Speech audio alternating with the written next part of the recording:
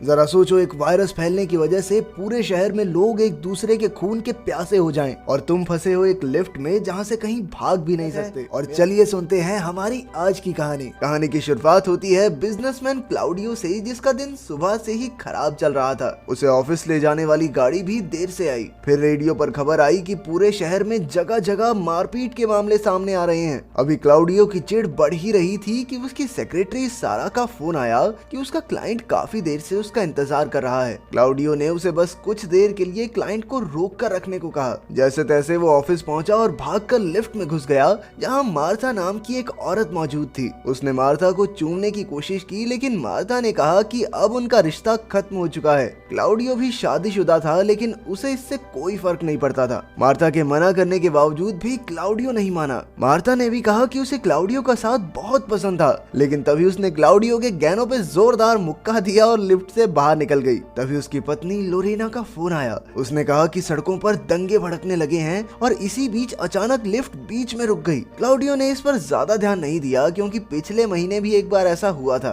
फिर लोरेना ने उसे घर लौटते हुए दूध लाने को कहा तो क्लाउडियो काफी चिढ़ गया। अजीब पागल औरत है। सुनो, सड़कों पर ना दंगे हो रहे हैं तो सड़क पे रुक के मार्केट जाके दूध ले आना, ताकि कोई तुम्हें सड़क पे मार दे। पागल। इसके बाद उसने इमरजेंसी बटन दबाकर टेक्नीशियन से कहा कि उसे जल्द से जल्द एक मीटिंग में पहुंचना है। टेक्नीशियन ने भी उसे बताया कि उसके आदमी पावर यूनिट की गड़बड़ को ठीक कर रहे हैं। फिर क्लाउडियो ने सारा को फोन करके कहा कि कुछ भी करके क्लाइंट को उसके आने तक रोक कर रखे। अब क्लाउडियो ने सिगरेट जलाई और उसे बाहर से कुछ आवाजें सुनाई दी। उसने मदद के लिए पुकारा, लेकिन कोई नहीं आया। अब उसका गुस्सा बढ़ रहा था। उसने फिर से टेक्नीशियन से बात की कि भाई इतना टाइम कहाँ लग रहा है, लेकिन टेक्नीशियन ने कहा कि किसी गड़बड़ी की वजह से वो अपने आदमियों से बात ही नहीं कर पा रहा। जब क्लाउडियो ने खुद उन आदमियों को कॉल किया तो पता चला कि उन्हें समझ ही नहीं आ रहा कि गड़बड़ है कहाँ। अचानक उन्हें कुछ घिनौना सा दिखाई दिया और वो डर कर भाग गए और क्लाउडियो की कॉल भी वहीं कट गई। आखिरकार उसने मामला अपने हाथ में लेने का फैसला किया। उसने अपनी जैकेट उतारी और लिफ्ट के दरवाजे खोलने की कोशिश करने लगा। काफी जोर लगाकर वो पहला दरवाजा खोलने में कामयाब भी हो गया, लेकिन दूसरा दरवाजा बीच में कहीं अटक गया और वो थोड़ा ही खुल पाया। उसने देखा कि लिफ्ट 7वें फ्लोर से पहले रुकी थी। उसने एक बार फिर से मदद की गुहार लगाई, लेकिन कोई नहीं आया। फिर उसने दरवाजे से निकलने की कोशिश की, लेकिन कोई फायदा नहीं हुआ। आखिरकार वो थक गया और फिर लोरेना का फोन आया। उसने कहा कि कोई बहुत जोर से दरवाजा खटखटा रहा है, लेकिन कोई जवाब नहीं दे रहा। क्लाउडियो ने उसे पुलिस को फोन करने को कहा, लेकिन लाइन काम ही नहीं कर रही थी। इसलिए क्लाउडियो ने उसे खुद को एक कमरे में बंद करने को कहा। फिर उसने अपने दोस्त स्टेफानो को फोन करके लोरेना की मदद के लिए भेजा, लेकिन वो भी बेचारा ट्रैफिक में फंसा हुआ था। क्लाउडियो ने लोरेना को बताया कि स्टेफानो आ रहा है, लेकिन वो अब भी दंगों की खबर से काफी डरी हुई थी। ना दंगे थोड़ी हो रहे हैं, दूध मंगवा ले। पागल। क्लाउडियो ने फोन पर खबरें देखी कि पूरे शहर में दंगों की वजह से सड़कें जाम थी और एक बहुत बड़ी लैब में भयंकर आग लगी थी। इसके बाद उसने एक और सिगरेट जलाई और अचानक उसे लोगों के चिल्लाने की आवाजें सुनाई दी। फिर कुछ डरे हुए लोग लिफ्ट के सामने से भागे, जिनमें मार्था भी थी। वो लिफ्ट के सामने ही गिर गई और क्लाउडियो से मदद मांगने लगी। क्लाउडियो ने जोर से उसका हाथ पकड़ लिया, लेकिन कोई पीछे से मार्था को खींच कर ले गया। अब क्लाउडियो को भी काफी डर लगने लगा था। उसने दरवाजे के पास जाकर देखने की कोशिश की और तभी दो अजीबोगरीब इंसानों ने उसे बुरी तरह डरा दिया। वो तुरंत पीछे हट गया और उन भयानक दरिंदों को देखता रहा। अचानक उन्हें कोई आवाज सुनाई दी और वो वहाँ से चले गए। इससे पहले कि क्लाउडियो कुछ समझ पाता, उसे स्टेफानो का फोन आया। वो लोरेना के पास पहुंचने ही वाला था। क्लाउडियो ने उसे इन अजीब से इन्फेक्टेड आदमियों के बारे में बताने की कोशिश की, लेकिन तभी स्टेफानो सड़क पर ही उनका शिकार हो गया। इसके बाद टेक्नीशियन ने क्लाउडियो को बताया कि उसे अपने आदमी कहीं नहीं मिल रहे। क्लाउडियो ने उसे भी ज़ॉम्बीज के हमले के बारे में बताया, लेकिन वो कुछ समझा नहीं और उसी वक्त ज़ॉम्बीज ने उसे मार डाला। यही मनुष्य जिसे फोन कर रहा है मर रहा है वो। अब क्लाउडियो बुरी तरह रोने लगा और फिर उसने लोरेना और सारा को फोन किया, लेकिन किसी ने फोन नहीं उठाया। कुछ देर बाद सारा ने उसे फोन करके कहा कि वो एक कमरे में बंद है और उसी पल एक ज़ॉम्बी ने लिफ्ट में से क्लाउडियो की गर्दन पकड़ ली। थोड़ी जद्दोजहद के बाद क्लाउडियो अपने आप को छुड़ाने में कामयाब रहा और उसने लिफ्ट से लोहे की पाइप निकाल ली। फिर उसने इस पाइप से ज़ॉम्बी की गेम बिठा दी। फिर उसने पाइप की मदद मदद से उस भयानक ज़ॉम्बी को दरवाजे से दूर सरका दिया। जमीन पर खून बढ़ता जा रहा था, इसलिए उसने कुछ कागजों से उसे ढक दिया। तभी उसे एक आवाज सुनाई दी तो उसने हाथ में एक पाइप उठा ली, लेकिन ये कोई ज़ॉम्बी नहीं बल्कि उसकी कलीग सिल्विया थी। क्लाउडियो ने उसे दरवाजा खोलने में मदद करने को कहा, लेकिन 2 लोगों से भी वो खुला नहीं। तभी क्लाउडियो के हाथ से पाइप गिर गई और उसके शोर से ज़ॉम्बीज उनकी तरफ बढ़ने लगे।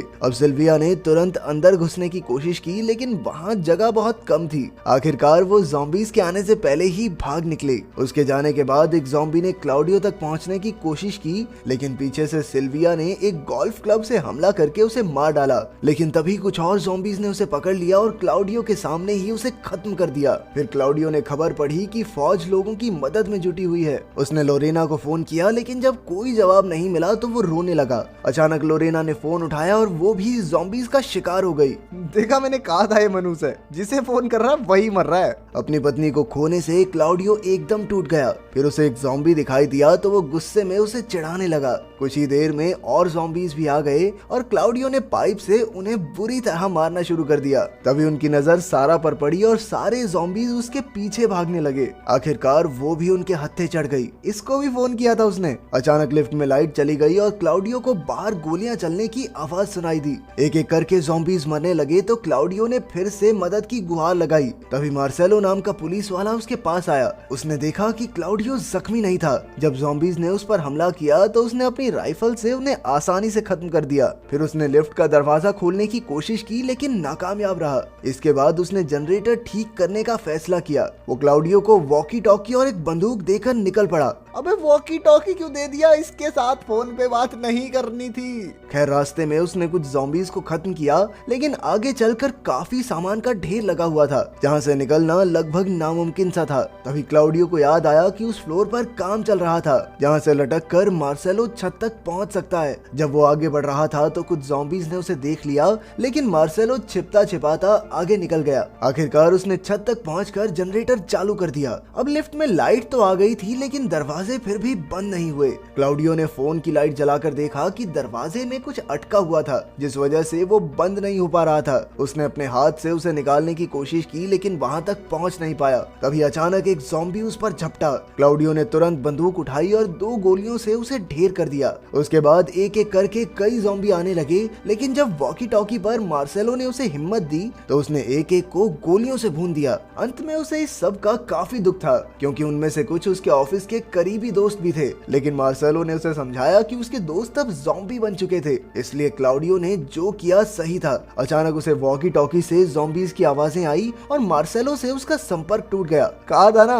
मर गया वो भी। अब क्लाउडियो से और सहन नहीं हो रहा था। अब वो इतना परेशान हो गया था कि जोर जोर से चिल्लाने लगा और उसकी आवाजें सुनकर कई ज़ॉम्बीज लिफ्ट में घुसने की कोशिश करने लगे। क्लाउडियो ने फैसला किया कि वो इनके हाथों तो बिल्कुल नहीं मरेगा। तभी अचानक उसे लिफ्ट की छत से मार्सेलो की आवाज सुनाई दी। उसने क्लाउडियो को छत तोड़ने को कहा ताकि मार्सेलो अंदर आ सके। क्लाउडियो ने तुरंत पाइप की मदद से छत का एक हिस्सा तोड़ दिया और मार्सेलो लिफ्ट में घुस गया। उसने बिना समय गवाए एक एक ज़ॉम्बी को राइफल से उड़ा दिया। इसके बाद वो दोनों थक कर जमीन पर बैठ गए और क्लाउडियो ने देखा कि उसकी टांग को ज़ॉम्बी ने काट लिया था। खैर, दोनों ने सिगरेट जलाई और फिर क्लाउडियो ने उससे पूछा कि आखिर ये सब शुरू कैसे हुआ। मार्सेलो ने बताया कि किसी ने एक वायरस बेच दिया और यहीं से ये फैलना शुरू हो गया। ये वायरस लैब में बनाया गया है, लेकिन अब इतना फैल चुका है कि कोई इसे कंट्रोल नहीं कर सकता। कुछ देर शांत रहने के बाद मार्सेलो ने अपनी बंदूक में गोलियां भरते हुए कहा कि अब वो कुछ देर के लिए आराम करेगा और जैसे ही वो सो जाए तो क्लाउडियो को उसे मारना होगा, क्योंकि उसे ज़ॉम्बीज ने काट लिया था तो वो खुद एक ज़ॉम्बी नहीं बनना चाहता था।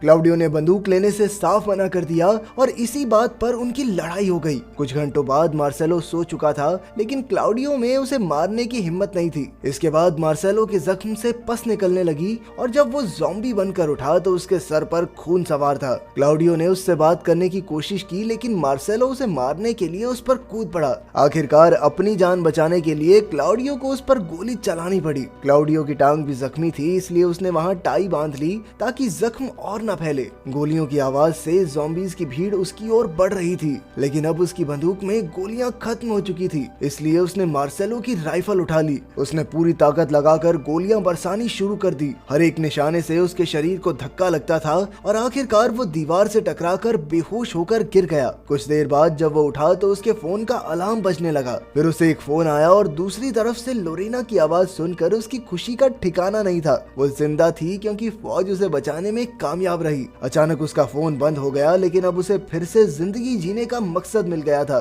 उसने मार्सेलो के शरीर पर चढ़कर दरवाजे के बीच अटकी चीजें निकाली और फिर पूरा जोर लगाकर दरवाजा खोल दिया। आखिरकार वो आजाद था। वो लिफ्ट से बाहर निकला और कई ज़ॉम्बीज़ के ऊपर से गुजरते हुए सीढ़ियों से नीचे आ गया। वहाँ एक लंगड़े ज़ॉम्बी ने उसे पकड़ने की कोशिश की तो क्लाउडियो ने अपने पैर से उस ज़ॉम्बी का सर कुचल दिया। जब वो बिल्डिंग से बाहर निकला तो उसने देखा कि शहर की सड़कों पर इंसानों का नामो निशान नहीं था। फिर रास्ते में उसे एक दूध की बोतल मिली और उसे अपनी पत्नी की बात याद आ गई। तभी एक ज़ॉम्बी ने उसकी टांग पकड़ने की कोशिश की, लेकिन इससे पहले वो कुछ करता फौज ने ज़ॉम्बी को मार गिराया। क्लाउडियो ने उन्हें इशारा करके मदद मांगी ताकि वो उसे एक सुरक्षित जगह पर ले जाएं और उसे घर पे दूध भी तो पहुंचाना है।